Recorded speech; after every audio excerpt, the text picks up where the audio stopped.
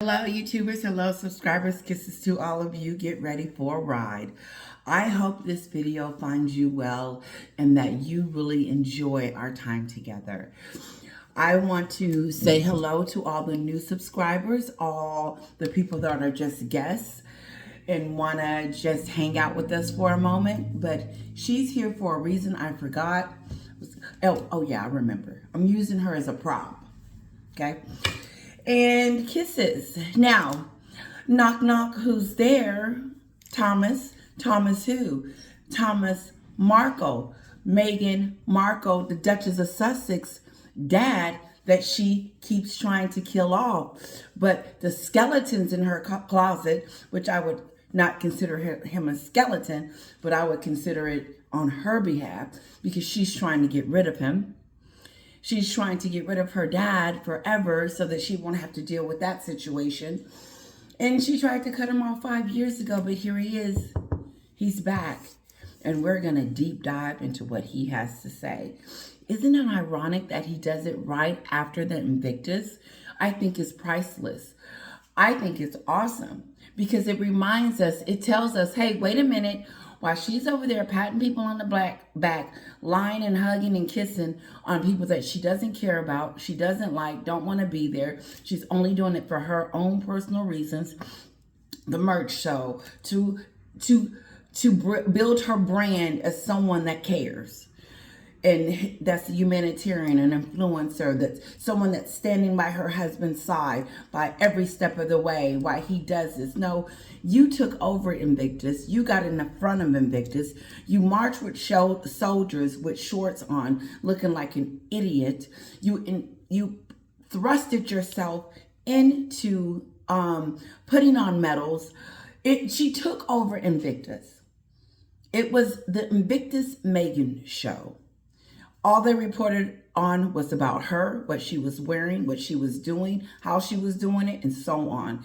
And so you could either blame it on Meghan or you can blame it on the media. But either way it goes, it was the Meghan show. And now that the Meghan show is over and we're moving on, we're going to get back to reality, to who the real Meghan is instead of faking it, pretending that she's some wonderful daughter and all about family and togetherness and lead by love. How in the hell is, now I'm going to stop cussing because we discussed we don't do that over here. How in the world is she going to lead by love when she's killing off loved ones? Meghan's killing off the people that love her, but she's going to lead by love. That's why she's not going to succeed. It's not because of me and what I'm saying and not because of me not supporting her. I'm just one little person. She's not going to succeed is because people know who she is and understands that she's a fraud. That she doesn't care about anyone. And point in case, her father has popped back up to remind us of how she's been treating him. And he's never met Harry, ever. But he's about family and not dealing with past hurt and all this other stupid stuff. But you don't care, neither Harry or Meghan care about anyone but themselves. And it's such a fake facade. At some point, we thought Harry was a humanitarian, but he's lost his stripes since he married give me everything and take everything. She's a taker. Everywhere she goes, she takes from people. I know I switched it. She took over the Invictus show. She wanted a red carpet event while she was there because she thought she was in an award show. And the award goes to Meghan Markle. Let's set the category. I'm switching again. Hold on to me. We're at the last event. She's up there clapping for her husband. And the light is on Harry and Meghan. The light has never been on the victims. Ever. Ever. Zero. Okay? So, she's at the award show in the front, clapping for her husband, and the category is desperate, climbing to, I'm going to just make up some stuff right now. Desperate con artist trying to make it at the top by using her family members and then kicking them to the curb and then trashing them on national TV to make money. and then trying to pretend to us that she's this humanitarian that has come over to the Invictus to say how wonderful she's going to support her husband and his endeavors, and she's supporting the troops and all this other stuff, goes to Meghan Markle. It looked like she was at an award show, like she was being honored for something. It was weird. Meghan and Harry, I felt like they were being patted on the back as if they had done something, like they were in the gym working out, getting ready to compete. Like they were at home getting ready to do something for these Invictus people. First of all, Germany had to pay for their trip. Now, I don't think there's anything wrong with them paying for the trip, but I do believe that the level of things that the demands and everything that Meghan wants and stuff, her bills adds up. And so she wants the presidential suite. She wants the limo, security, everything. She wants these special sheets. She wants certain flour in her room when she gets there at night. She wants a bottle of water by the bed. I mean, that's who she is. This is called the intro. Guys, this is going to be, I hope, one of the great videos, because it's time out for the Meghan show, and it's time to go back to reality and to talk about who she really is and stop faking it. Like these commentators come out here, these news articles and these other things building her up about how wonderful she is and da-da-da-da-da. TMZ, Page 6, Access Hollywood. All of you guys, are you reporting on Thomas Markle begging Meghan to see his grandkids that he's never seen because he knows he's about to eventually not be here much longer? He is relentless in trying to see those kids, and he has every right to, because he's done nothing to Meghan but help her with her endeavors in her career. But her father does something wrong to her, not to us, because I didn't think there was anything wrong with him papping it and trying to get some money off of it. She wasn't sending him $2. Was Meghan investing in her father, giving back to her father, helping him, and all of that stuff that she said that she was doing before the wedding? I'm going to send a car over there to pick you up. I'm going to get you over here. Me and Harry's going to take care of everything, and you'll be at the wedding to walk me down the aisle. That was never in play. It just so happened he had a stroke and he couldn't come. But I don't think he was coming anyway, because Meghan was already setting it up to let him know that since you did that pack walk, you can't come. No. She was going to come up with some stupid excuse, because she's been trying to hide that side of the family and her father forever. Hell, why didn't Harry meet her father before they even got married? That is the most... Guess what? Red alert. Breaking news. Harry has never met Thomas Markle. That to me tells me alone that the marriage will never work. She's keeping things from him. She's hiding things from him, her past. And she's ashamed of her father that she won't introduce him because he's not classy enough like her mother's side. That's being racist. That's a racist statement. It doesn't have to be a black and white issue.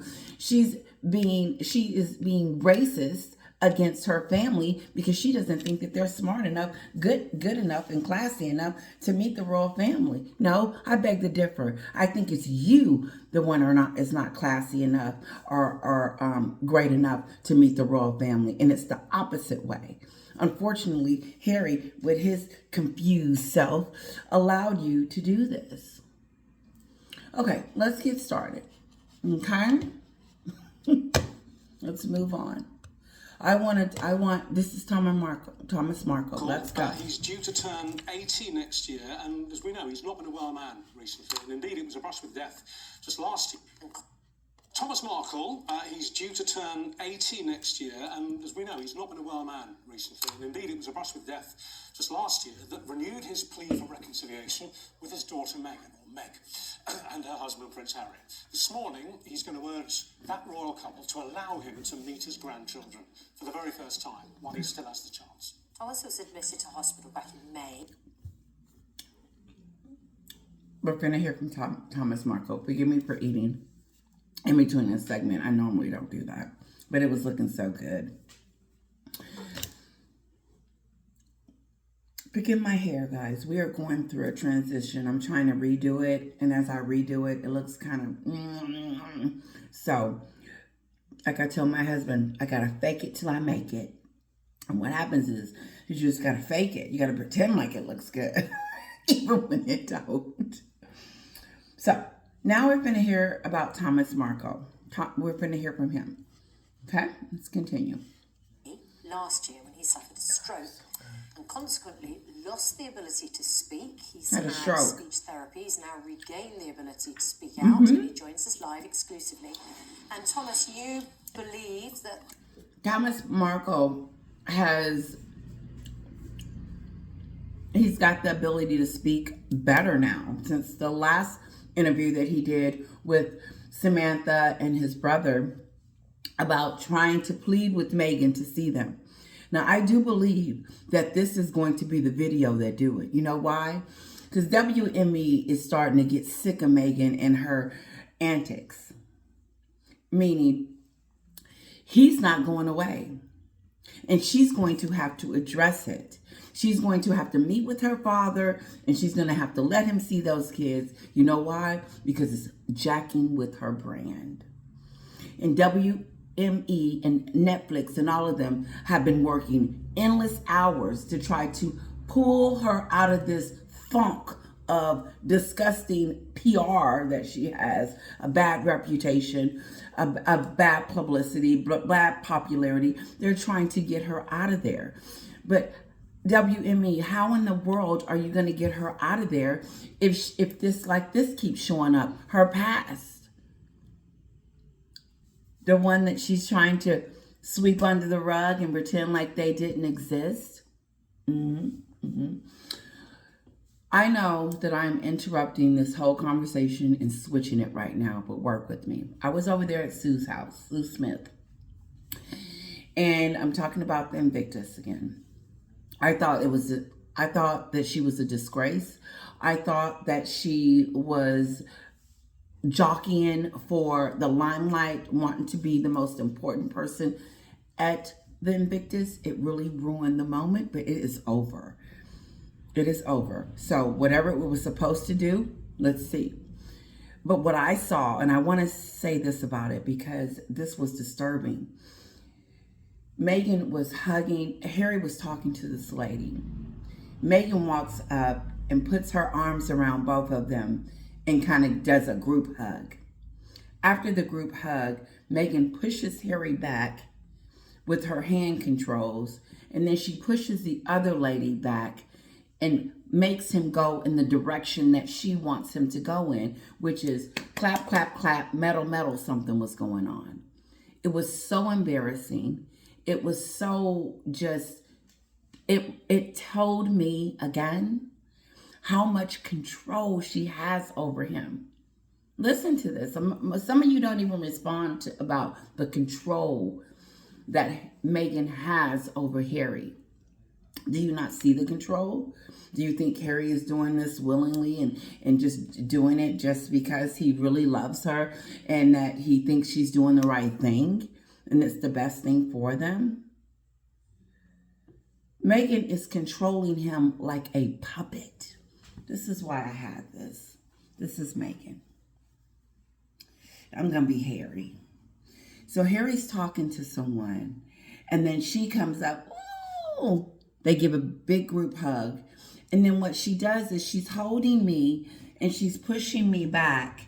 And then she pushed the lady back and was like, and they went on. That wasn't a good example. I tried to do as best I could, but it was one of the most, to me, one of the worst scenes at the Invictus. Unfortunately, it wasn't the shorts, which is one of them.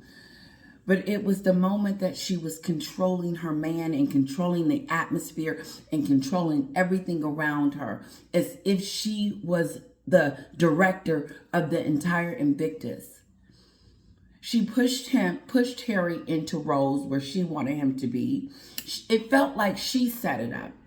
It felt like it was her idea to march with the soldiers. It felt like she orchestrated this whole thing. It felt like this was Meghan's Invictus and not Harry's. Go check out that scene with her pushing Harry back, pushing the lady back, and putting him in a position where she wanted him to be. That's exactly what goes on night and day with Harry and Meghan. And when she gets mad at him and starts blaming him, he runs to the hotel and runs to the divorce lawyer and say, listen, I can't take it. She's out of control. And then they get back together and he's happy for whatever reason because everything is going great and see he's able to please her. But trust me, this Thomas Markle thing is going to be knocking at her door. And whose fault is it? It's not Harry's fault that your dad is knocking on the door and you haven't said anything to him. Let me say this too. King Charles hasn't seen Lilibet and Archie. If there's some grandparents out there, can you imagine not seeing your grandkids? Can you imagine your child or whoever is telling you, you know what, you can't see them? That would break your heart. It would literally put you in listen, if I had went to Houston, my mom would have just been really sad. Because she was sad before I went, before I was going to go.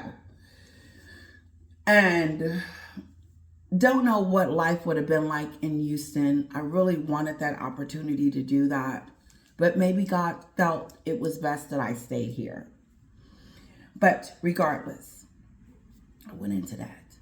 Imagine, I would be devastated if Kara had a little one and I couldn't see her. Okay, so let's get back to Thomas Markle. He has something to say. This will be your last ever Sorry, I'm live hungry, television guys. interview. You have a final television message for your daughter, She's in don't you? breakfast. No, not in my last, but I still haven't seen my grandkids, and that's it was a vow. I want to see my grandkids, and I think King would like to see his grandkids as well. Suzanne? Meghan.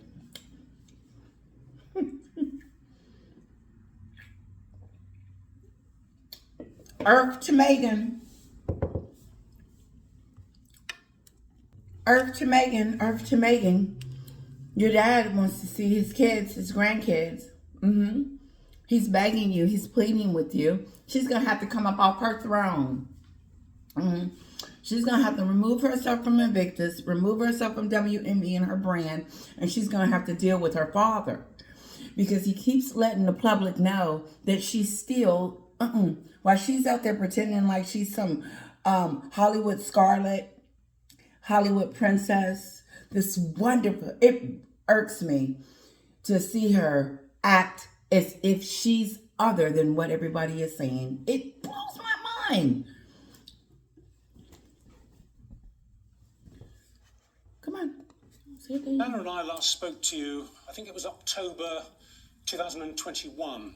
And I remember one of the first things you said to us was that this was going to become a regular thing, that you were going to go on television. You said to us about once a month to keep pushing until finally the door opened and you got a chance to see your daughter again. You're not that bothered about Harry, but you wanted to see Meg again and you want to see the grandchildren. He's not bothered by Harry. Before his stroke, he was going to come over on often to beg and plead, but a stroke happened. Harry's back. He's never going to stop pleading, he said.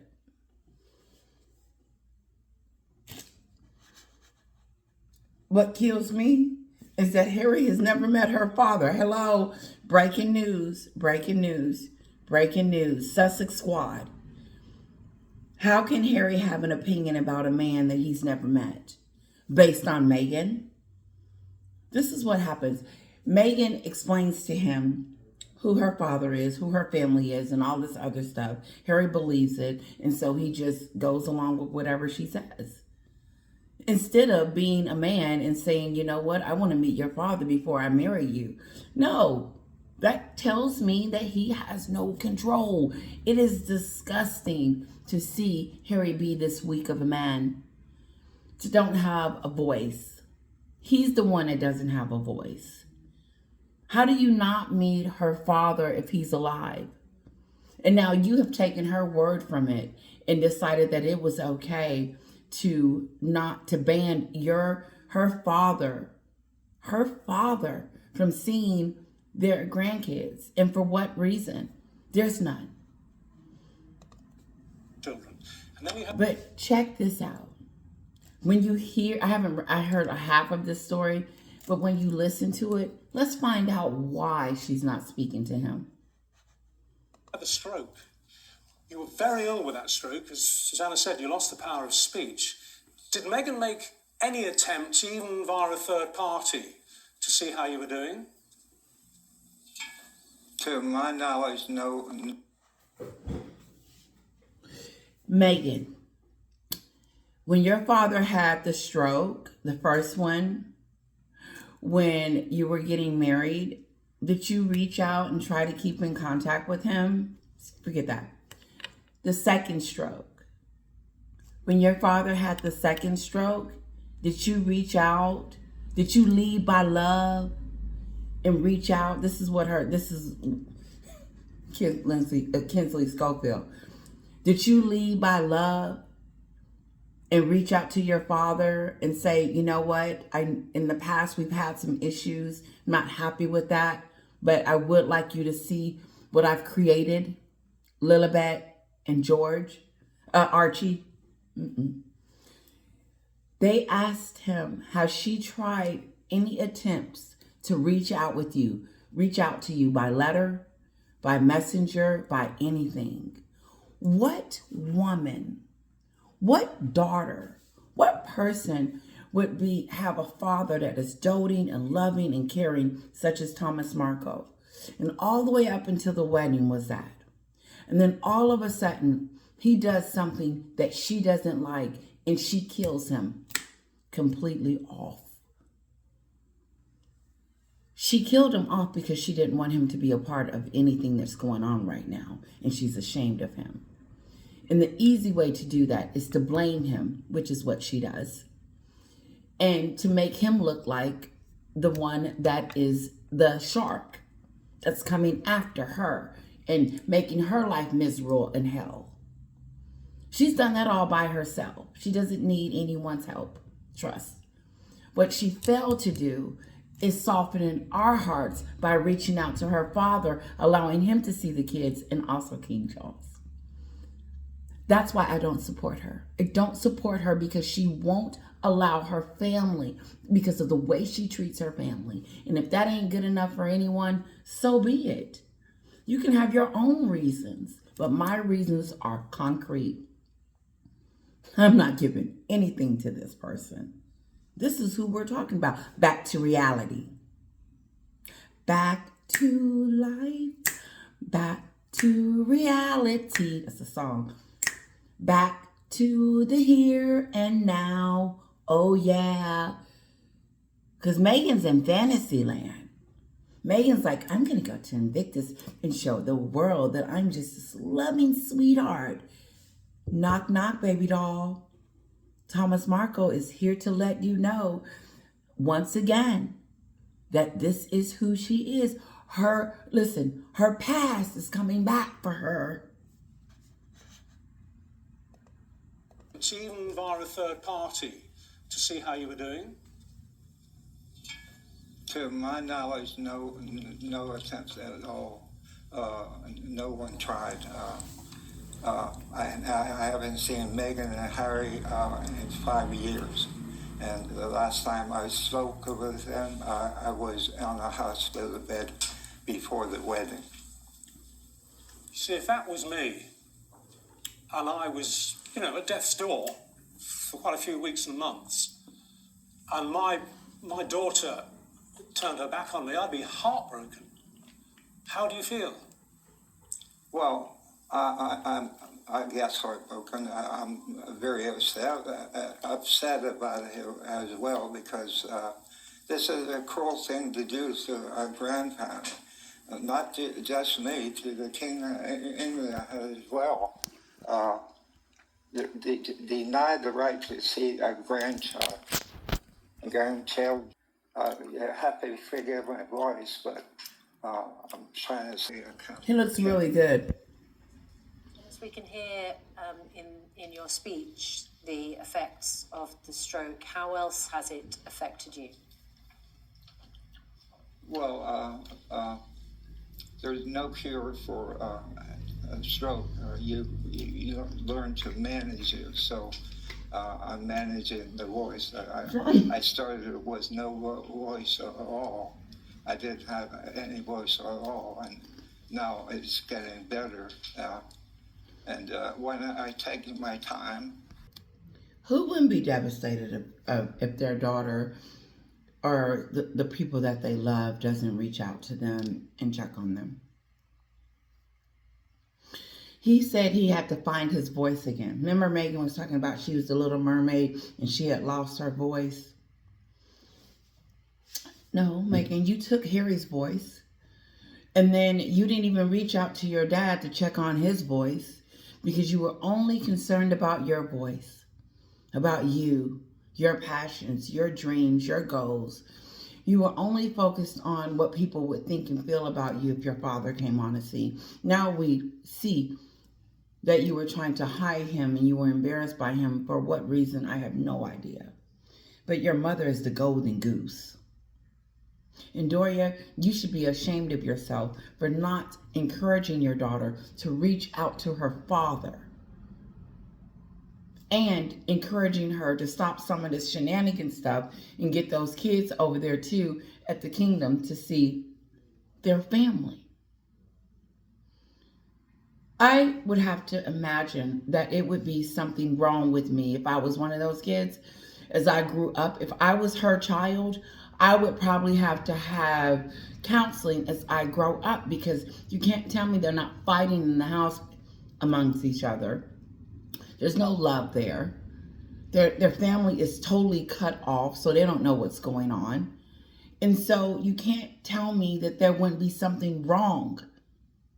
Because Meghan, it to me, what disgusts me the most about Meghan is how everything is about her. Everything is about her. Invictus, parking lots, everything is about Meghan. Everything. Marching. This whole weekend showed me even the more how narcissistic she is, how she has to be in the front, how she has to be looked at as some type of, humanitarian, giver, lead to love person. And she has her father on here that's like, what about me? But she cares about the victims? That doesn't make sense. Here's her dad. Here's the victims. She loves them more. These strangers. No, she didn't care about these people. You could tell. You can see the interaction. She wasn't connecting with anyone. I don't believe that Meghan was all excited that she had to be there to do a PR stunt anyway. She's ready to get moving on her own stuff. But nope. And what kills me too is that the only time she supports her husband is when it's going to benefit her. The only time she supports her husband is when it's going to benefit her. Guys, I say a lot in these videos. I say a lot. I do. These hour-long videos. And so I would like for some of you to pause it, rewind it, or just go back sometimes and read it or whatever, or just watch it twice. I know it's an hour long and y'all ain't got that much time, but get it all. She puts herself before anyone. And if it's not going to benefit her in any shape, form, or fashion, she kicks it to the curb. Let's continue. Let's see what else Thomas Markle has to say. Better, but it's I'm talking about how he's getting better with his stroke. Every day is better. What would you like to say to your daughter? I mean, we have interviewed you a number of times. You've been on Good Morning Britain a number of times over the past few years. And I have to admit, I've had ambivalent feelings about it because, you know, every member of a family is entitled not to speak to another member of their family if they feel wounded and hurt. No one's saying that if you have issues with your family, several, you know, long-term issues. Okay, yeah, this is called my powder room. It's a fireplace back there. And I want you guys to think I have you in a place where it's not like on the up and up. I mean, you know, I want you to, anyway, moving on. And I'm not stopping this video. I'm 30 minutes in, and I just hope you guys, the background is okay.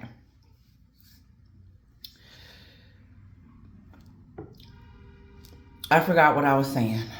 Every member, people are, it's okay not to speak to family members that you don't connect with, that you're not have a relationship with.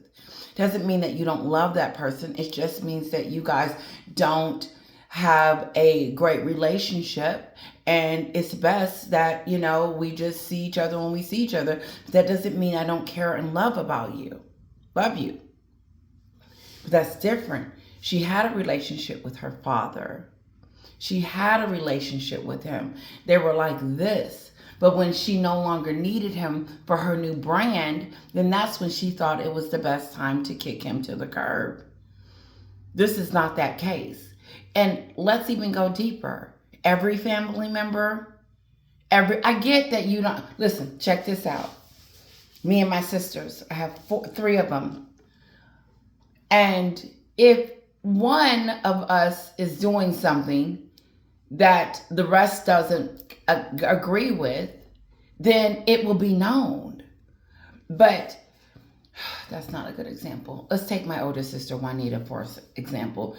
And Juanita, this is just as an example. I'm trying to give an example. Say, for instance, me and Juanita are not speaking for some stupid reason, okay? But that doesn't mean me and the other family members are at odds, or the other family members are picking sides or anything like that. No, that's not how it works. It's just, we may be having a disagreement at this time, but that doesn't mean I'm going to cut her off. That doesn't mean I'm going to stop speaking to her and stop loving my sister because of incidents. Now, I do know that there are some incidents where there is no reconciliation when it comes to family members, but that doesn't happen in my home. And what I'm saying is that Meghan had a loving, caring relationship with her father until she met Harry and decided that he wasn't going to be a part of her next chapter, her next brand.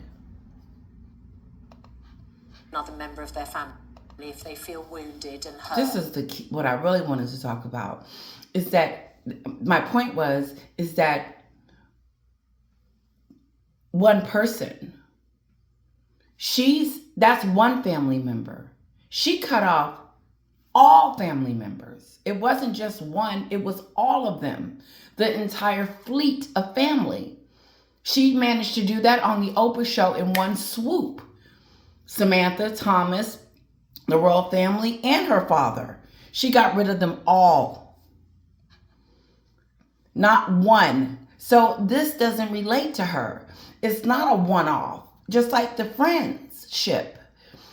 You can say that, oh, you grew apart with one friend, but all of your friends from back in the day, Meghan, when she came out with that statement recently, she wanted us to know that, you know, some relationships just deteriorate, and then, you know, she has different goals and dreams and things going on. And that's why those relationships didn't work out. No, those are just excuses.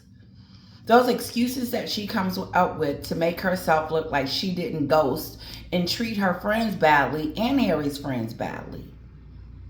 That's just an excuse for us to be like, oh, we understand. No. Meghan fallouts with everybody. She fell out with the royal family, the UK, the American people, her own family, and Spotify, Netflix is next, and whoever decides to be conned by these two.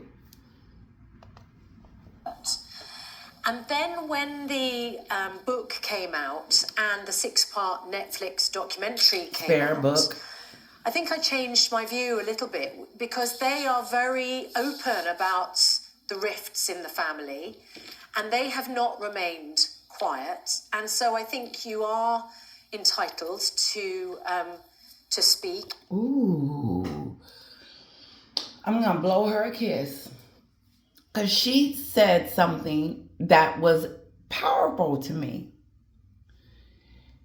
Meghan and Harry have been getting on national TV docuseries Spare, and don't forget about the therapy session, and don't forget about the digs that they keep doing currently at the Invictus, talking about himself, how he's going through pain and all that stupid stuff that Meghan has laid on his head, and now he's repeating to us because she's telling him what to do and what to say.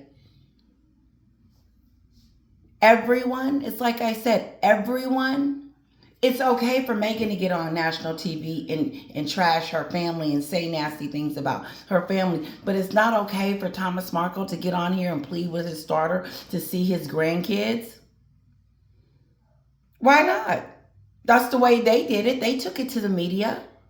She got mad at her dad for doing the pap thing, but then she doesn't look at her own disgusting behavior on how she went after the royal family because Oprah was on the show. And so it was in this very prestigious, CBS, and we were just gonna, just have a chat. No, it's not just a chat.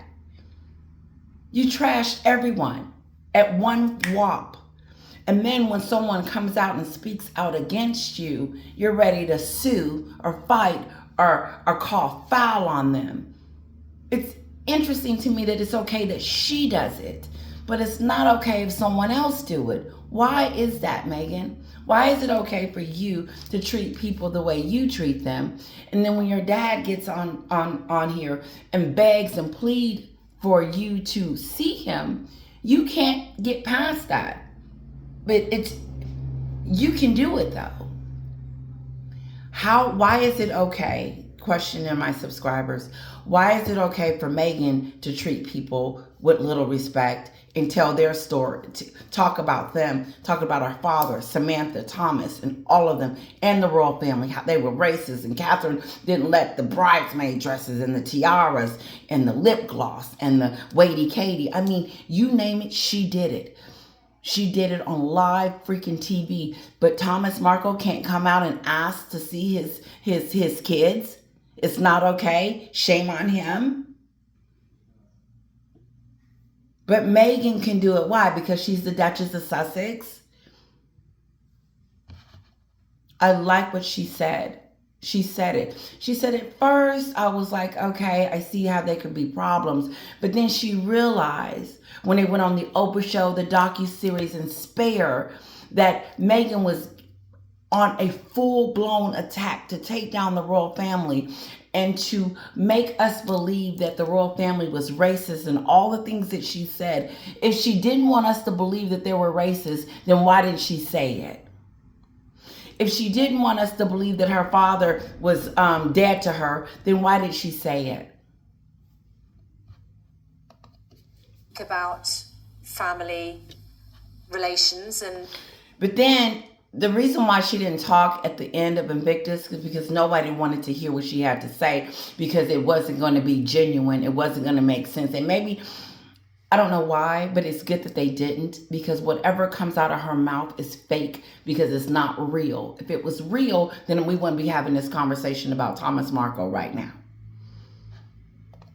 And rifts, and I know are very open about the rifts in the family, and they have not remained quiet. And so I think you are entitled to speak about family relations and rifts. And I know that you don't have direct contact, so I can understand why you want to use television channels to relations and rifts, and I know that you don't have direct contact, so I can understand why you want to use television channels to get your message across.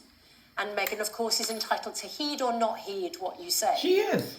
But if she is watching, and if she does hear, what would you like her to hear from you directly? put the past behind us and allow me to see my grandkids. And I can actually sue to see them, but I don't want to do that. I have a plan. And the other thing is, I've done nothing wrong. There's nothing that points to me and says I'm a bad guy. That's her as a baby. In fact, I was a really loving father, and he knows that. And there's no excuse for her to treat me this way. No excuse to treat the king that way as well.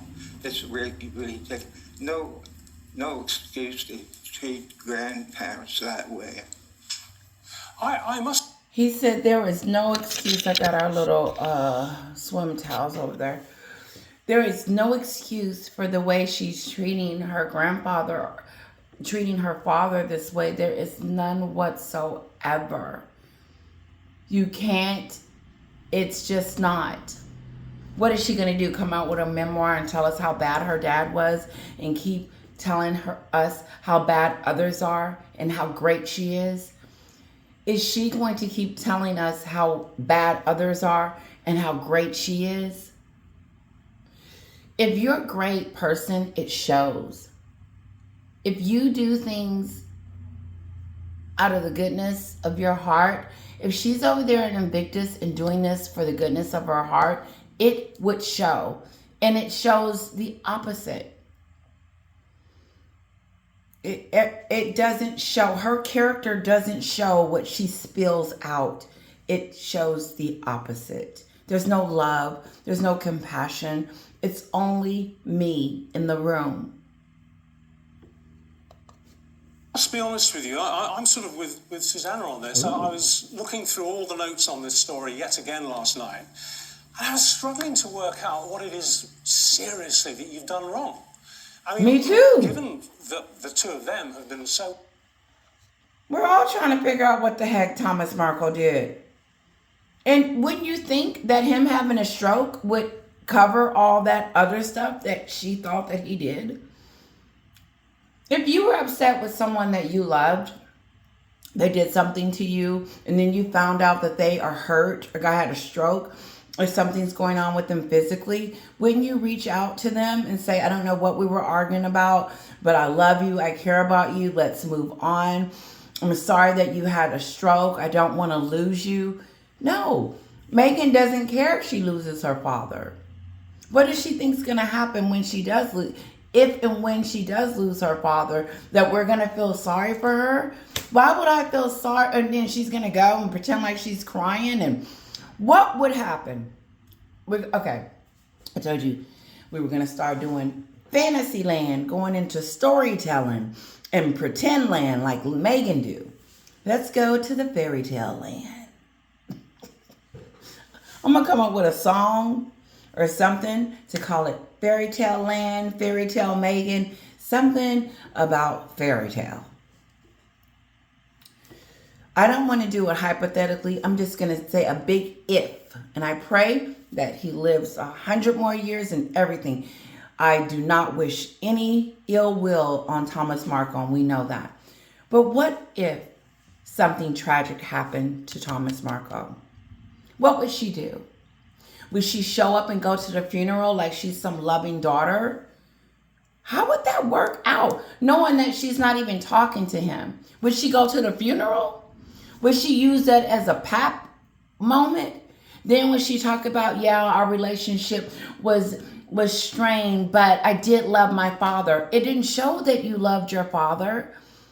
No, you were over there putting flowers on the Uvalde kid's grave that had passed away. Instead of getting up because you wanted a PR moment, instead of flying to where your father was and getting by his bedside and getting that photo op. And that would have turned your reputation some. But she's in fairy tale land and think that everything is going to go exact. If she thinks that she tells us that these people are rotten, that we're going to believe that they're rotten, and we're going to follow her and trash the rest. We're going to trash the royal family. We're going to trash her dad. Anyone that comes against Meghan because she's right. Let's move on, guys.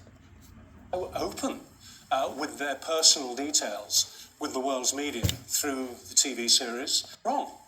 I mean, given that the two of them have been so open with their... Meghan didn't leave a stone unturned. She thought that she could go on the Oprah show and call Katie Waity Katie and thought that that wasn't offensive or think that it wasn't. Now, if Catherine went on the Oprah show and talked about you, Meghan, wouldn't you feel a certain kind of way? Wouldn't you be like, uh-oh, I got to come out with a statement or something? Why would you do the things that you wouldn't want done to you, Meghan? Why would you treat people the way you wouldn't want to be treated? You wouldn't want nobody walking up to you, pushing you aside and pushing you here and there and telling you what to do and dissing the people that you love on national TV and trying to make yourself look like the Hollywood Scarlet. Let me tell you something. Them A-listers know who she is, and she won't be able to penetrate that particular system. Meghan's, unfortunately, is not capable of being anything other than what we saw this weekend. And I dare to call her trash. She's an embarrassment. She looks like she's running around looking like trash. And I'm not saying a little, her clothes or whatever, but I'm just saying just the way she goes about things. She looks like the thing that she talks about. It's mind-boggling to see it, to be in that much denial, that much fantasy, that much, don't look at that. It's this. That she could be this person. But she wants us to believe that she's so her husband did such a wonderful job at Invictus. No, when you went over there, you took that over. You wouldn't allow him to lead the Invictus. You decided to lead. Details with the world's media through the TV series and through the book. The very thing that Harry and Meghan hate, they use that very thing, the media, to come out and trash everything that they used to love and care about. But the media is bad. But you used it for your own personal... Given what you did just before they got married, which was to get into an unfortunate relationship with a tabloid hack. I mean, there are worse crimes, to be honest, that are committed by fathers against their children. What do you think it is? I mean, you know Meghan probably better than anyone except Harry and her mother. What do you think it is which is allowing her to maintain this distance, given that actually what's happened between you isn't that serious? What happened between them wasn't that serious. You would think that she had a tumultuous childhood, that he wasn't there for her, that he wasn't financially stable to take care of her, that he did all of this stuff to Meghan, and she had this horrible childhood. Like the newscaster said, I'm trying to figure out what was so bad that made her do this to you. I can't even see what was so bad. None of us can. But she's dealing with it. Like during her wedding. Kate didn't understand that I was dealing with my dad's stroke. If you gave a crap about your dad's stroke, wouldn't you would have went over there and went and took him some flowers? Wouldn't you have reached out to him within these 5 years that he said he hasn't heard from you? If it was that devastating to you when you were going through with your dad during the time that you were trying to do the bridesmaid dresses, because according to Harry's book, is that Meghan was distraught with everything that was going on with her dad and the media. No, Meghan was embarrassed and trying to fix the problem. because she was getting married to this prince. She was going to get married to him. She was going to have his kids, and she was leaving the UK, and she was going to control him. Meghan is doing exactly what she set out to do, and it is failing at every cost. But like he said, what did he do? That was so bad that she needed to cut him off. No one can see that. But the things that she's done and said about him on the Oprah show and the docuseries, he's the one that needs to stop talking to her.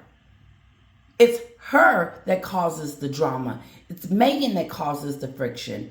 It's Meghan that's doing all of this. Okay.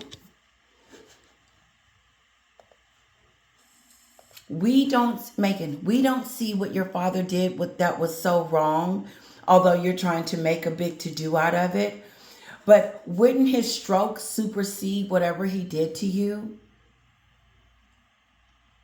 Because if no one or anyone, no commentary, no news person has came out and said anything that has happened to Meghan when she was with her father, something drastic, or she's got kidnapped or something, or just something stupid. None of that happened to her. She had a loving, caring upbringing from her father, and now her mother's on the scene getting all the benefits from what he did by taking care of Meghan.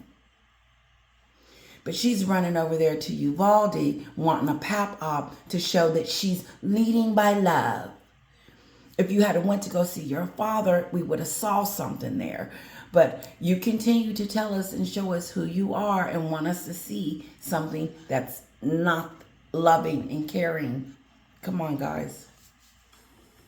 I really have no idea, and as far He as don't know what he's done. He him. has no idea why his daughter has cut him smooth off, ghosted, told him he can't see the kids and all of that. What evil person would stop others from seeing their loved one? Check this out. She reminds me of a scorned mom or a scorned parent. You know how you get married and then it don't work out, and then the woman or the man hold grudges against that, and they make it hard when it comes to the kids. You can't see the kids because you don't love me anymore. You can't see the kids. That's exactly what Meghan is doing to her father. She's keeping him from seeing his grandkids. She's one of those women that want, first of all, Meghan is all about control. Who's in control? Who is in control? Meghan is in control of the situation. She could fix this situation. She could call her dad and have him see the kids. But she either hates her dad, she killed him off, she's not forgiving him, but she wants us to believe that she's this caring person. Check this out. I'm going to say it again. She cut him off. There's no relationship there. She won't let him see the kids.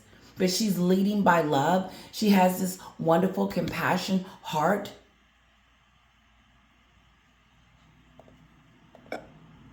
Popcorn? Why should we say anything about, I know I went back there, about Harry's Invictus or his birthday when he hasn't even met her father? He hasn't even acknowledged that Meghan has a father. Has he reached out to talk to Thomas? Did he meet Thomas before they got married? Or did Meghan keep him a secret and says, you're not meeting my dad? That's a topic. Not singing happy birthday. But we are supposed to think that Meghan they're so kind and loving. Look at Meghan hugging and giving people hugs and kisses. And she's leading by love. And she loves these people so, so much. And she would give them everything. It turns out I was set up for that. And set up to ruin the wedding. It was a ploy, but... it was a setup. It was a setup. Meghan set that up. Like he's saying, it was a setup. He's saying it, but he ain't claiming his daughter, but it was a setup. Meghan was never inviting her father. She was always going to come up with something in her arsenal to keep him away. Company, and I was a victim. Thomas, Thomas Markle just told us he is a victim. He is a victim of Meghan's circumstances. He's the victim, not her. She wanted to get out in front of it. Look, when she came over here to the United States and decided to get on the Oprah show to tell her truth, that wasn't to tell her truth. That was for her to get us to believe that her father wasn't worthy. That she allowed people like the Sussex Squad and the rest of them to attack her father, her biological father. She didn't come out with a statement. She didn't say anything. She allowed people to go after, bring down, make him feel bad about himself as she went on national TV with her platform. She had a platform. She had a platform. CBS, everybody was watching the Oprah show. She went on there and degraded and talked about her dad in the most despicable, nasty way that you can. And then after that, she did not care that the Sussex Squad and everybody else was coming after her father and saying mean things about him. And she had the opportunity to stop it. But no, did she? Did she put out a statement and saying, please stop harassing my dad? No, she wanted that. She wanted people to hate her father because she felt like if they hate her father, then they love her and they'll see her side of the story. That's not what happened. No. Now my dad is this, he did this and it was her because I lost my father in this process. You created a firestorm of a story that didn't hold enough weight to say why you treated your dad like this. But you cried and whined and on the docuseries to make us believe that your father was this horrible person, and you didn't give us one reason for me to believe that your father was just not on the nice side. The pat picture. So what? You wasn't giving him any money.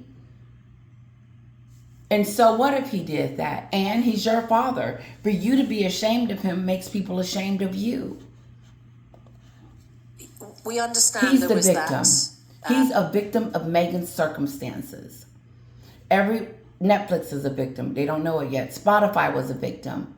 Harry's entire family and country was a victim of Meghan.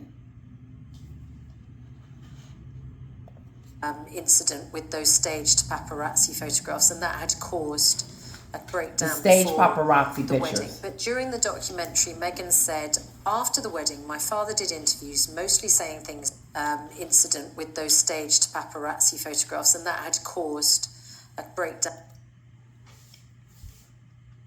I'm going to show you a picture of what made Meghan trash her father, stop him from coming to the wedding, hasn't allowed him to see the kids, haven't spoken with him in 5 years, continue to push the narrative that he's dead to her. This is why. This picture right here. Someone sitting in a bookstore reading a book about the etiquettes and learning about Britain. Even if it was a pap moment. So it was a delightful, great pap moment. I was trying to figure out I said, what does the pap thing have to do with anything? You're going to cut your father. So sorry. You're going to cut your father. So sorry. You're going to cut your father off because he's reading a book in a coffee shop, getting ready to come and celebrate you. She cut him off because of this picture right here. That tells me that she was going to cut him off anyway. That was planned from the get-go. Let's reverse it. I can't reverse it because it won't make sense. That's the picture that made her kill her dad off. He's dead to her. She was dealing with her father. She was telling Catherine that I'm dealing with my father and all this. Like, she really was going through. If you can cut someone off that quickly, you ain't going through nothing. If you can tell your father that he's dead and move on, then it hasn't spoken to him in years for this picture I just showed you. It's despicable. Down before the wedding, but during the documentary, Meghan said, after the wedding, my father did interviews, mostly saying things about me. It was incredibly painful, and the world is watching this drama play out. And then he started criticizing the royal. So what did you do? What did you do to the royal family? Did you not do what you think that your father did? Your father did that out of anger, how you were treating him. But, you know, since he came out and said that his daughter is not contacting him, that she's not keeping up her side of the bargain, then it's time to kill him. She had killed him before the interviews. She's just making up excuses as to adding to why she doesn't want to have anything to do with them. But why would the royal family want to have anything to do with you, Meghan, after you did the stuff that you did? Because let me tell you something. Most people haven't seen the things that Thomas Markle has done to you. Most. Millions haven't. I haven't seen half the videos, half the interviews, because I wasn't into it. But she's so fixated on that. Her platform is way bigger than her father's. She wanted everybody to know that he was evil. No, while you were running around patting Doria on her back and giving her all the accolades and y'all waving, getting out the car and going to the wedding and all that other stuff, you were kicking the one that took care of you to the curb. And I'm sure that hurt him too. But you don't care about other people's feelings because it's all about you, Meghan. You don't care about how it affects others, because if you did, you would see this video as a plea, but you don't. It's about her, me, I, how it affected me, what it looked like to me. My father did this to me, and they did that to me. She's the victim. She wants to pretend like it was her that's the victim. She the one married the prince. She the one hit the light skin lottery. Royal family. It was very embarrassing for the family. It was a problem that needed to be solved, and they wanted me to make it stop. And because I'd reached... She said it was an embarrassment to the family. No, Meghan, you're an embarrassment to the family right now. She's an embarrassment to the royal family. And I'm glad they didn't come out and speak about Invictus. Look how Meghan and Harry treated it like it was weird. It's as if they built that sucker from the ground up, and Meghan was out there on the floor doing the exercises and everything that they were doing. You would think the way she stepped on the scene that she was the organizer of it, and she's just getting there.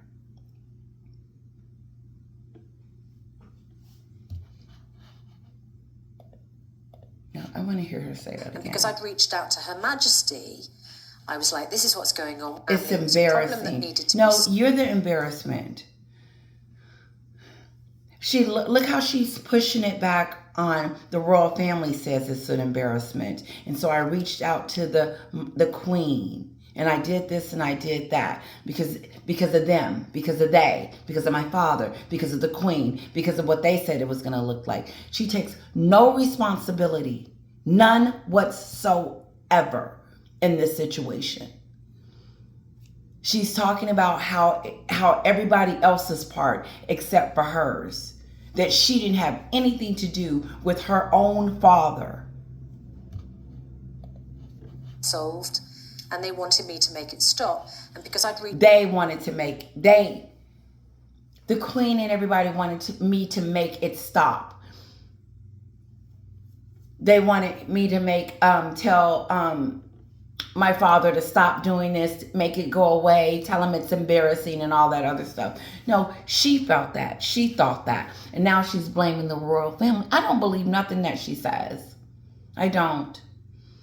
She had full control over to help her father to adjust and figure out what's going on with his daughter. She didn't cultivate that relationship with her father. She didn't reach out to him and say, okay, this is how we're going to do this. And even if he did the pap walk, and even if you were upset about it, express it and move on.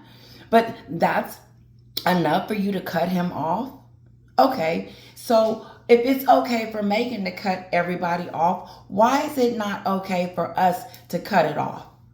To say, you know what? I'm not supporting any of this. I'm not wishing Harry a birthday. I'm not wishing him good luck on Invictus. I'm not investing in these two anymore. I'm not giving back to Harry and Meghan.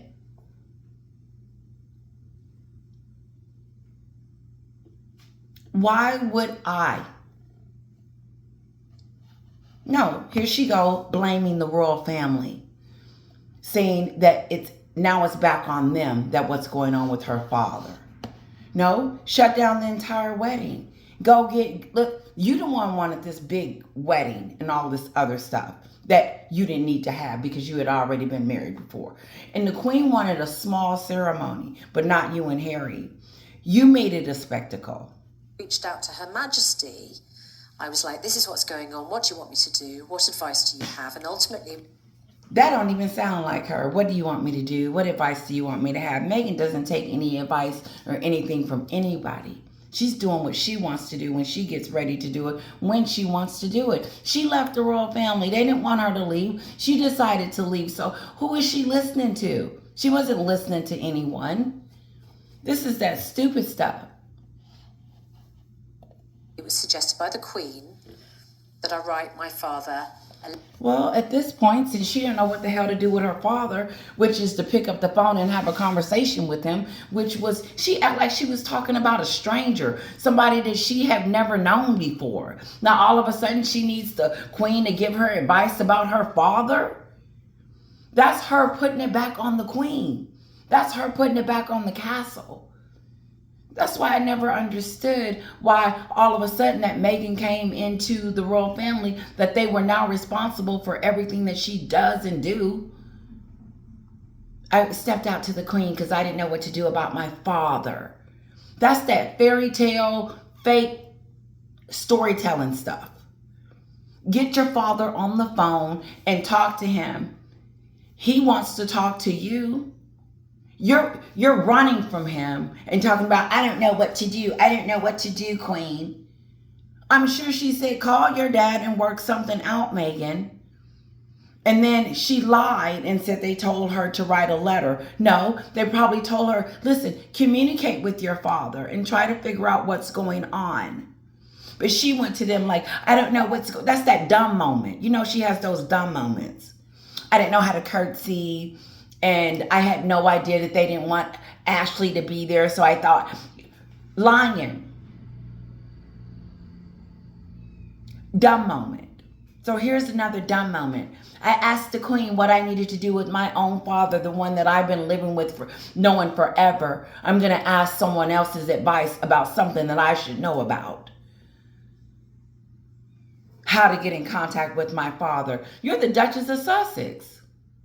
You know how to get in contact with your father. You know how to do everything else. You know how to get over there into them. You knew how to con Harry, how to bring you over here so you can start your brandy-do. A letter. Now, that letter was then given by you, presumably, to the Mail on Sunday, and Meghan successfully sued the Mail on Sunday for publishing that letter. Is that not also... Okay. So there's a letter she writes. In some kind of way, it get leaked. Okay? And something about Thomas, they're going to talk about it, Markle gave a page of the letter. But it was a setup because Meghan wanted him to leak the letter. I feel like it. But regardless if he leaked it or not, some kind of way it got out or he showed it. Here's the kicker. She sues the Daily Mail and lie in it too. But before she sues the Daily Mail, she gets upset with the Queen and them for not coming out protecting her against the media from writing her father a letter that got leaked. Check this out. Meghan goes to the Queen and she lies and tells us that the Queen tells us her to write a letter to her father since she can't get him on the phone. And so since she can, this is me adding with the phone, because why you need to write your father a letter? He's been trying to contact you forever. So then she lies and says the Queen told her to write a letter in some kind of way. The letter got leaked. And then on the docuseries, since the letter got leaked, she turns it and tells Harry and us that since it got leaked, it is the royals' responsibility to fight the Daily Mail for leaking it and coming in cahoots with her father or whatever of leaking that letter. Now it becomes the Queen's fault since the Queen told her to do it. See the blame? Now it's the Queen's fault. Because in the docuseries, she's upset because they didn't go against the Daily Mail. And let's take it a step further, because Meghan is strategic. She likes to she likes to do cons, in groups. Then she also cons us to tell us that the reason why she had a miscarriage was because of the Daily Mail and what happened with the letter, and she was up night dealing with that.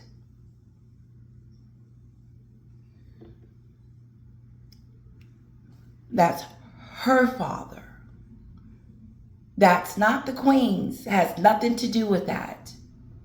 The leaking of the letter has nothing to do with the Queen suing or coming to your rescue after you wrote a letter.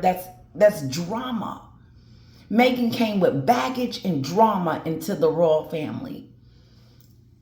She came with baggage and drama, and Harry should have left her at the door because the drama that she brought was not resolved. And it'll never be, because this is who she is. And what has changed? Did you see a different Meghan? Did you see this loving, caring, wonderful, wonderful person? We're going to do our blame list. One of you guys brought it up. This is part of the blame list. Her blame, look how she blamed her father. She blamed Queen Elizabeth. She blamed the Daily Mail on her miscarriage. This is all happening with this letter. And Harry gets on and explain it to us. He being blamed too. It's his fault that he brought Meghan into the royal fold. It's his fault that he showed her a better life. It's his fault that he made her royalty. That's what he said on the docuseries. He says, it's my fault. I brought her into this world and I feel responsible. So that's why I'm going to Montecito. That's why I'm leaving and going to California with her. Something that's contributed to the rift. One page of the letter I released, but not the entire. He is honest. He said one page from the letter I released. Letter. I never released. Ask yourself, your father is dying. He leaked a letter. I don't remember what the letter said, what was it about, and da-da-da-da-da. I don't know the details of it. But obviously it was bad enough for Meghan to continue to cut off her father and call him dead. Learn to lead. Lead to love. Love to lead. Anyone. But you released part of it. And a very hateful letter. I was very he said it was a very hateful, nasty letter that she wrote her father. Why would she write something in history like that? Why would you write that to your father? Wasn't he part of making you? For a letter from my daughter to me. He was despicable. Did you ever see? And I don't deserve that. I He just didn't want to come back deserve that. to my last question to you, Thomas. I mean, did you ever see anything in Meghan as she was growing up, before the rift, before she met Harry, which made you think that she was capable of this kind of complete cutting off, that she was capable of doing that? A princess, a queen, a lady, a woman, someone with integrity, someone that has a heart wouldn't treat people the way she does. It's not just her father that she cuts off. It's not just her father. If it would have been just one or two people, we can understand that and I would believe her story. But everybody, he wants to know, what is this new? Is this her MO? Is this something that she does on a regular basis? Just cut people off? Queen Elizabeth, but wanted to be by her side at the end. That's that stupid stuff. Oh, you want to be by my side after you called me racist and took my grandson and turned him into a puppet and turned him into a liar or brought it out, whatever the case may be. Who is this person that Harry has married? No one knows. It is beyond our belief that someone could prance around at the Invictus and act like they're this jewel of a person and treat people that they supposedly love this way.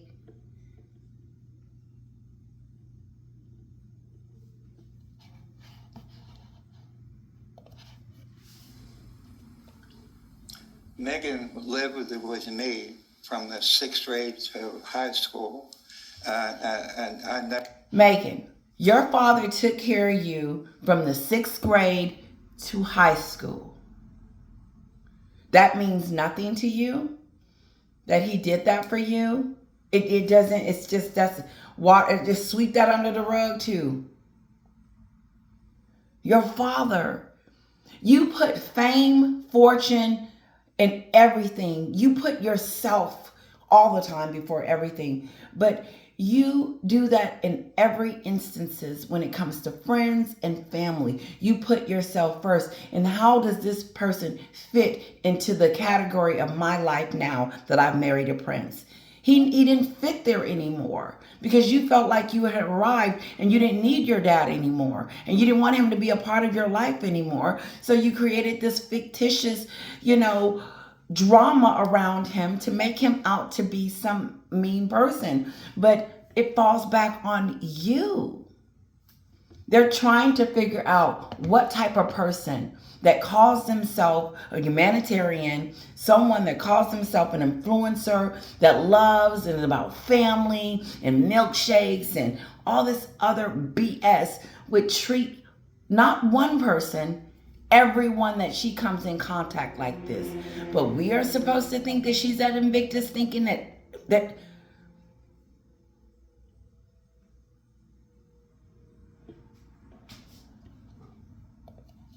never saw anything like that with her. And he's never seen it before. Also college, we got along fine then too as well. I never saw the kind of woman she turned into. I'm shocked to this date to tell you that, because she's not the person I knew as my daughter. He don't know this one. Harry for that? He doesn't know this daughter. Okay? He doesn't know who she is. He never thought that this was what was going to become of her. But it has. I don't know. I don't know. I blame her or Harry. Nope. I cut you right there, Thomas Marco. That's your thorn. That's your creation. You need to take full responsibility for that you created. If anything happens with me and Kira throughout her life, I am her mother. I am responsible for her. I will take the heat. I will take the blame. I will take it on because that child belongs to me. Now, we'll come to Harry in a minute, but let's talk about your daughter for a second. because this is where I think she gets it from. Just a little bit. The blaming. The blame starts with her, Thomas Markle. She stepped on the scene and made things a menace. She stepped at the scene and started lying and conniving and conning and trying to trick people into believing all this stuff. It's her. Let me see what he said. Do you blame Harry for that? The blame. The blame. Start the blame with your daughter. You know she's controlling Harry, but he thinks that Harry has his own brain. Well, he knows his daughter. He should know if she's, conning him and twisted. I'll tell him, Thomas Markle, Harry is gone. Harry never was there. And a real woman would have allowed you to meet their father. I know I said that all twisted-y. And let me get it right. A real woman, Meghan, would have allowed her soon-to-be husband to meet his father-in-law. So that alone discredits Meghan at the top. So you can't come from Harry, go for Harry. I don't think he has the right to say anything about Harry as far as his personality, what he thinks about Harry, or anything. You have never met Harry. You know nothing about Harry. Your daughter has cut you off and not allowed you to meet her future husband. And whatever Harry has said or done is obsolete because she controls Harry. She tells him if she's going to meet you or not. Thomas, that is your wife's job to make sure you guys connect.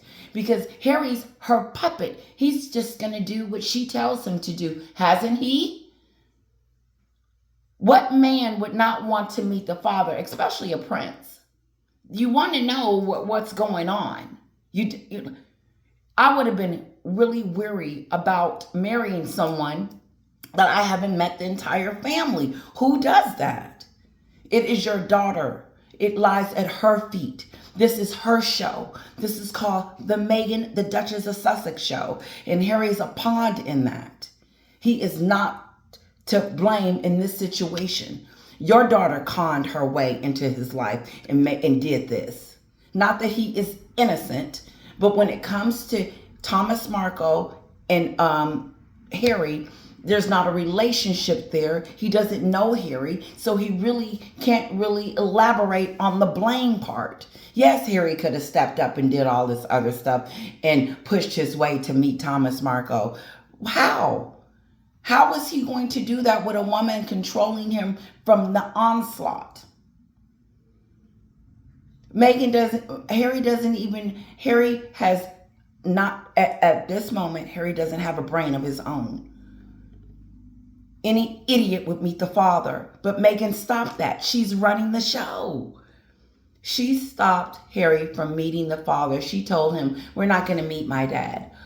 When I knew he wasn't going to come to the wedding, because she never introduced Harry to him. And I was like, oh, okay, well, maybe they'll meet at the wedding. That didn't happen. Your son-in-law is doing what your daughter is telling him to do. Your son-in-law, Harry, is doing exactly what your daughter is telling him to do. She's keeping him away from you, just like she's keeping those kids. I don't know. I don't know. Blame her or Harry. Harry, her. I think she had influence on Harry. There we go. More than he does on her. He sees it. Well, they blame Harry. If the worst should happen, I mean, one of the reasons you're giving this he interview dies. is because you've had some very serious ill health, which you continue to battle. Yes. And as I said, you're going to be 80 next July. We're none of us here forever. We're not. And if you were never to speak to her again, what message would you leave her with? What would you like to say to her? It's a one-way communication because she ain't going to answer. But what would you like to say to her? What would you? Sure. It's a one-way communication. one way. Meghan has went silence. Oprah, did they silence you, or were you silenced, or were you silent? Oprah, are you silenced? Are you silent right now with that Maui stuff? She's in trouble. Going back. She's trying to silence her family and everyone. That's what all this was, to silence them and to make us believe that all these people are horrible and Meghan is just, I know I keep saying that, but look at the picture. Look at it. I'm Meghan. I want all of you to dislike, I'm saying just the terms. I don't want you to like my father. I don't want you to like the royal family. I don't want you to like any of those people, but I want you to like me. And this is why, because they treated me so bad. There's one communication coming one way, and that Meghan is not saying anything.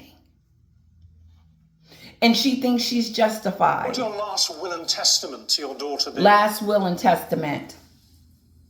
Well, I always been here for her. I still love her. I love her forever. I never change that feeling. But I want her to reach out to me and let me see my grandkids and let me have a little peace. And it's been 5 years. Prison guys go for things in prison for 5 years and then they're forgiven. I didn't do anything, so forgiven, I guess. But he said he's trying to describe like people that go to jail and they get out, they're forgiven. He says it's been 5 years. How long are you going to hold this against me? Well, I don't think much longer, because this is to me, another slash in her popularity. It keeps coming back to bite her in the butt. Hello, Meghan. We're still here. The people that you're mistreating, the royal family and Thomas Markle, we're still here. You have something that we love. You got our grandkids. Those kids are innocent. They are so innocent. And Meghan, to me, is keeping them hostage from their own family. And the only privileged person is Doria. Shame on you, Doria, for not encouraging your daughter to let those kids see their grandpa. I do not care for her mother at all for that reason. She is, to me, worse than Meghan, are on the same level. You have control. You don't have to be over there with the Kardashians pretending everything is okay when your ex-husband wants. Anyway, moving on. You believe you didn't do anything. So do you feel that there's no room for you to... He doesn't believe that he didn't do anything. He doesn't think that he did anything for her to kill him. Seek forgiveness from your daughter or apologize to your daughter? Do you feel you've got anything? See, that's that super stuff. Meghan doesn't have forgiveness. If she was, she would have reached out to her father by now and tried to reconcile. So how is she supposed to reconcile with her father and the royal family if she's not reaching out? How royal family, how journalists, Popcorn Planet and the rest of them people that think that, it's the royals that need to reach out to Harry and Meghan as an olive branch. So they can start begging like Thomas Markle, begging them to see their kids. No, that's not how life works. Listen, you either want me to see them or you don't. That's your choice. But it will hurt, yes. But isn't it Meghan's choice? She the one has the kids. She has to open the door. No, the royals need to send an olive branch. No, Meghan needs to stop this silliness, call her father, and start mending these relationships if she wants to bring her brand back up, and even then, I will speak out against it, because look at it. It will be done because she has to. Thing to say sorry for? Well, I have been always apologizing. He's for always anything apologizing. I might have done. I don't recognize anything I've done wrong. So I'm sorry if I have, but I can't fund that anything. And the other side of the coin is that King Charles has done nothing wrong too, and he's denied the kids as well as I am. Every time I see King Charles, I realize he and I share the same grandkids. That's not fair. Thomas, if none of this nonsense had happened, and you and I were just having a drink together in a bar, and we were chatting, getting to know each other, and talking about ourselves as fathers, and I were to say to you, what's the best thing about your daughter? What's the best thing about Meg? Yeah. What would you say? That would be interesting to know. She's always been sweet and very talented. That's it. Loving though. Very loving. She always was before. I don't know now, but He said, I don't know now. He said she's used to be loving, but I don't know now. right now, she and Harry live like recluse in a big house, and they don't see anybody. They don't go anywhere. It's not good for the kids. It's bad for the kids. And if, as a father, you were to throw yourself on your estranged daughter's mercy, what single thing would you say to her to illustrate to her the pain that you're going through? I guess I'm doing that right now. But in my mind, I really believe she and Harry should take the kids and go back to England, give the kids their rightful place among the royals, and give the kids some exposure. Thomas, This living a little... Go ahead. yeah, I just, look, everyone can hear the pain that you're feeling. Sad. Okay. I'm going to give you guys the ending of this really quick. People will understand why you would want to express your feelings about seeing grandchildren that you feel loved. Look, we wish you all the very best with your health and your recovery. Thank you very much indeed. Thank you very much. Thanks for talking to us, Thomas. Stay well. Thank you. Yeah, what a mess. It is, isn't it? It's very sad. Wow. They said, what a mess. It's very sad. You can hear the commentators trying to figure it all out. Okay, just a little bit more. Former royal editor of The Sun, Charlie Ray. Hi, Let's Charlie. see just a little bit. First of all, I think we got some footage of Thomas Markle, Meghan's dad, talking to Good Morning Britain this morning. Take it away, Tom. I'm open to it at any time, but I don't see it coming. What do you think stops the brothers being able to meet this week? He's not open to peaceful solutions, I don't think. And I don't think Meghan is either, so unless they're both on board, nothing's going to happen. Well, Charlie, this is Thomas Markle, obviously. He lives in Mexico, talking directly to Good Morning Britain. Now, the gentleman that starts to talk, this is the same guy the other day. He was bragging on Harry and Meghan at the Invictus. I wonder what he thinks about it now. There by the magic of Zoom or camera, whatever it is, he's not over here. But once again, and we've heard this from him many times, he's begging Meghan, and for that matter Harry, who he's never met his son-in-law, he's begging them to let him see his grandchildren. And he points out quite right. If my sister is listening, I want her to know this. Juanita, Harry has never met Meghan's father. Rightly, that in California, if he wanted to, he could legally sue them to be allowed to see his own grandchildren. But he's not going to go down that route. But, you know, He wanted to. is there any prospect that Meghan That's how will desperate. accede to his request? Will she ever I believe see so. his grandchildren? Well, in the short term, Kevin, I believe it's getting hot. Maybe, maybe not. Maybe she's just going to ignore it like she's been doing it from the last one. This is big. And maybe she's just going to keep ignoring it and pretending like, oh, I'm in the right and they're in the wrong. Because you know how she doubles down on things. New York City car chase.